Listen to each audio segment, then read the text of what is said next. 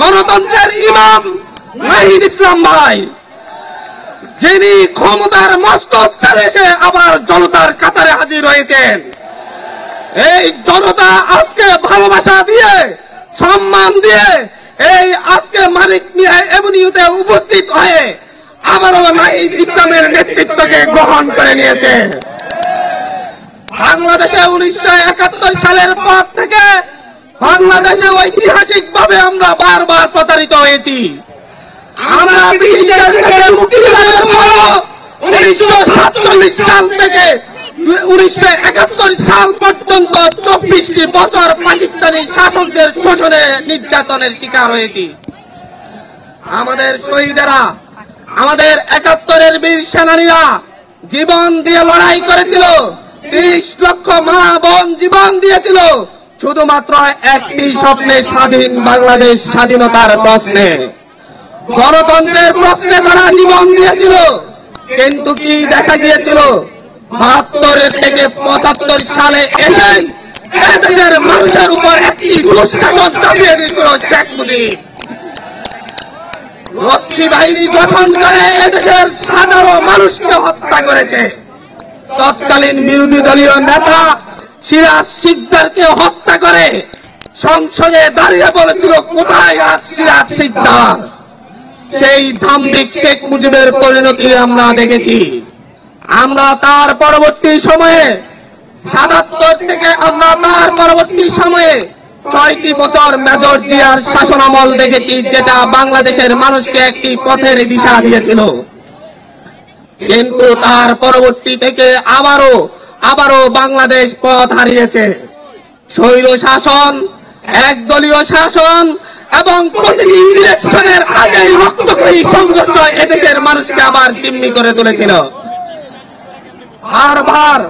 বারবার 1990-এর গণঅভ্যুত্থানের পরে গণতন্ত্রের প্রশ্নে যে মীমাংসা হয়েছিল, সেই মীমাংসাকে উপেক্ষা করে প্রতিটি জাতীয় সংসদ নির্বাচনের আগে এদেশের মানুষ এক দল আরেক দলের মুখোমুখি দাঁড়িয়ে সংঘাতে লিপ্ত হতে বাধ্য হয়েছিল।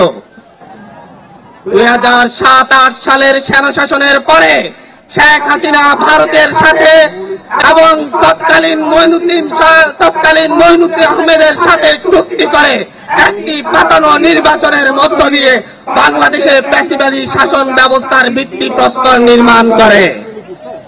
তারপর থেকে 16টি বছর এই দেশের তরুণরা, এই দেশের বৃদ্ধরা, এই দেশের যুবকরা শেখ হাসিনার নির্যাতনের কষাঘাতে নির্যাতিত হয়েছে।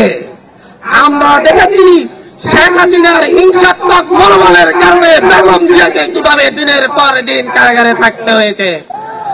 আমরা দেখেছি কিভাবে এদেশের বিরোধী দলীয় নেতা কর্মীদেরকে গুম খুন করা হয়েছে।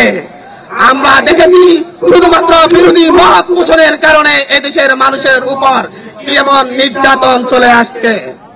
তার পরবর্তীতে তারই ধারাবাহিকতায় বাংলাদেশের মানুষ এই মঞ্চে উপবিষ্ট তরুণদের নেতৃত্বকে মেনে নিয়ে শেখ হাসিনার বিরুদ্ধে রাজপথে নেমে একটি সফল গণঅভ্যুত্থান পরিচালনা করে।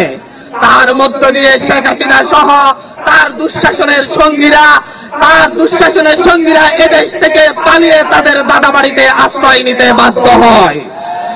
আমরা আজকে এই দেশবাসীর সামনে উপস্থিত হয়ে বলছি, আমরা আমাদের নতুন দলের পক্ষ থেকে কথা নিচ্ছি, আগামীর বাংলাদেশ গণতন্ত্রের বাংলাদেশ হবে।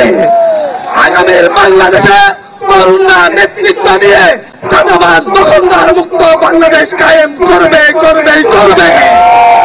আগামীর বাংলাদেশে আর কোন নির্বাচনের আগে দলে দলে সংঘাত হয়ে প্রাণহানির ঘটনা তরুণরা ঘটতে দিবে না। আগামীর বাংলাদেশে সকল দল মত নির্বিশেষে একসাথে বসবাস করবে।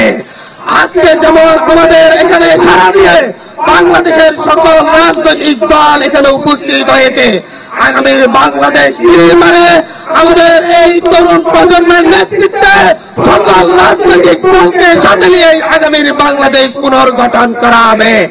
এটা এই দেশবাসীর কাছে আমাদের প্রতিশ্রুতি।